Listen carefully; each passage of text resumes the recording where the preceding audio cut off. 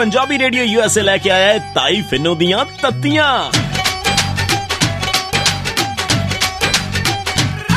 जदों तत्तियां सुनाइयां नी बड़ा दुख लग्या, बड़ा दुख लग्या।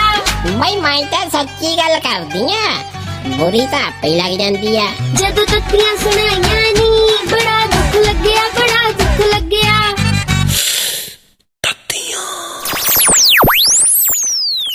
ਲੈ ਵੀ ਬਮੀਲੀਏ ਹੁਣ ਆ ਜਾਈ ਊਠ ਪਾੜ ਦੇ ਥੱਲੇ।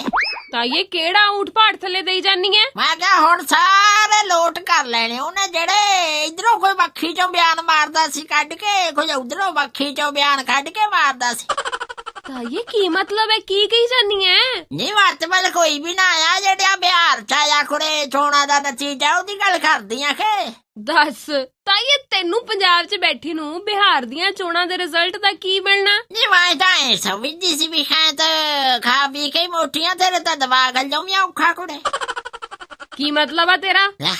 कमली भाई मोदी जी ये कर देंगे, मोदी जी वो कर देंगे, मोदी जी की नेरी चली भाई हुण तां मोदी जी दा पखा भी नहीं चले, लगदा नेरी तां दूर रह गई कुड़े। ਤਾਈਏ ਵੈਸੇ ਗੱਲ ਤਾਂ ਤੇਰੀ ਸਹੀ ਹੈ, ਹੁਣ ਤਾਂ ਕੋਈ ਵੀ ਮੂੰਹ ਵੀ ਤਾਂ ਨਹੀਂ ਚੱਕਦਾ ਪਿਆ। नहीं हुण कित्थे मुंह चकना हुंदा भाई, अगलियां ने मुंह चकण जोगे छड्डे नहीं भाई, पौने 200 तां सीट लै गए अगले। ਤਾਈਏ ਪਰ ਤੈਨੂੰ ਕੀ ਲੱਗਦਾ ਹੈ ਕਿ ਇਹ ਸਭ ਕੁਝ ਦਾ ਪੰਜਾਬ ਦੀ ਸਿਆਸਤ ਤੇ ਕੋਈ ਅਸਰ ਹੋਊ? ਨੀ ਬੜਾ ਕੁੜੇ ਦੇਖੀ ਹੁਣ ਕਿਵੇਂ ਜਿਹੜਾ 9 ਮਾਸ ਦਾ ਰਿਸ਼ਤਾ ਸੀ ਉੱਤੇ 9 ਬਾਲਛ ਲੱਗਦੀ ਆ। ਕੀ ਮਤਲਬ? ਨਹੀਂ ਦੇਖੀ ਕਿਵੇਂ ਹੁਣ ਘਿਓ ਖਿਚੜੀ ਚ ਘਿਓ ਵਧੇਰੇ ਪਊ। ਆ ਕੀ ਕਹੀ ਜਾਨੀ ਐ? ਨਹੀਂ ਪਤੀ ਪਤਨੀ ਦੇ ਰਿਸ਼ਤੇ ਚ ਟੂਮ ਛੱਲੇ ਦੇਖੀ ਕਿੱਦਾਂ ਪੈਂਦੇ ਹੁਣ।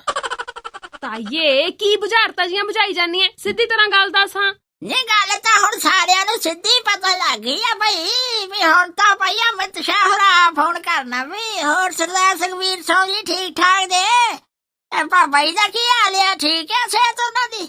ਆ ਮੈਂ ਜਰਾ ਬਿਹਾਰ ਚ ਦੂਜਾ ਸੀ, ਹੁਣ ਆਉਣਾ ਕਿਸੇ ਦਿਨ ਮਿਲਣਾ। ਤਾਈਏ ਨਾ ਤਾਂ ਹੋਰ ਨਹੀਂ ਹੋ ਸਕਦਾ ਭਾਈ ਕੈਪਟਨ ਅਮਰਿੰਦਰ ਸਿੰਘ ਵੀ ਫੋਨ ਕਰ ਦੇਣ ਭਾਜਪਾ ਵਾਲਿਆਂ ਨੂੰ। ਨਾ ਕੈਪਟਨ ਅਮਰਿੰਦਰ ਸਿੰਘ ਹੋਰੀ ਕਿਉਂ ਫੋਨ ਕਰਨਗੇ ਭਲਾ? ਆਹੀ ਵੀ ਮੈਨੂੰ ਕਾਂਗਰਸ ਚ ਭਾਈ ਪ੍ਰਧਾਨਗੀ ਮਿਲੇ ਭਾਵੇਂ ਨਾ ਮਿਲੇ, ਪਰ ਮੇਰੀ ਆਸ ਨਾ ਰੱਖਿਓ ਵੀ ਮੈਂ ਤੁਹਾਡੇ ਚ ਆਉਣ ਲੱਗਿਆ।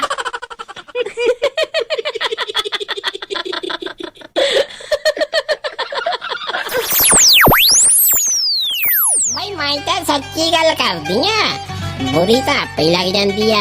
जदों तत्तियां सुनाइयां नी बड़ा दुख लग्या, बड़ा दुख लग्या।